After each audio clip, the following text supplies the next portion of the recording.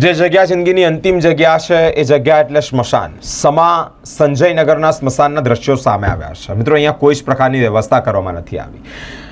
વ્યક્તિ જ્યારે મૃત્યુ પામે ત્યારે તેની અંતિમ વિધિ જે સ્મશાનમાં કરવામાં આવતી હોય, એ સ્મશાનમાં કોઈ પ્રકારની વ્યવસ્થા ન હોય ત્યારે લોકોને તકલીફ બહુ જ પડી રહે છે. ના લાકડાની વ્યવસ્થા, લાકડાની સાથે સાથે જે ચેસ્ટ પર ઊંઘાડવામાં આવે છે તેની પણ વ્યવસ્થા, તે પણ વ્યવસ્થિત નથી. અલગ અલગ રીતે અહીંયાના દ્રશ્યો સામે આવ્યા છે. સમા જે સ્મશાન છે એ સ્મશાનમાં કોઈ વ્યક્તિ પણ મૂકવામાં નથી આવે. વ્યક્તિની સાથે સાથે લાકડાની સાથે ઘાસ, પૂળા, તમામ બાબતે કોઈ વ્યવસ્થા ન હોવાથી જ મિત્રો અહીંના જે સ્થાનિકો છે તેઓ દ્વારા એક અવાજ ઉઠાવવામાં આવ્યો છે કે આ વ્યવસ્થા કોણ કરશે. જ્યાં કોઈ બી સુવિધા નથી, ના કોઈ લાકડાની છે, ના કોઈ ચેરમેન છે, ના કોઈ મેનેજર છે, ખાલી સિક્યુરિટી ગાર્ડ છે.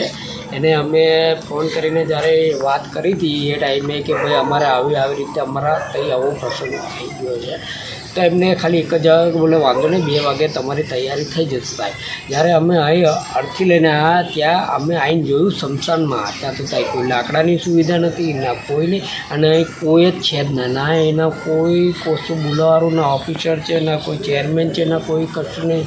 જલારામ ટ્રસ્ટનું છે, પણ જલારામ ટ્રસ્ટવાળા બી હોય તો એમનો બી નંબર માંગ્યો તો સિક્યુરિટી સાહેબ જ હતા. એમને એવું કીધું કે ભાઈ કોઈ કશું નહીં બોલે, એના આગળ તમે તમારી રીતે અમારી બોડી અહીં પડી છે બહાર મૂકા જશે.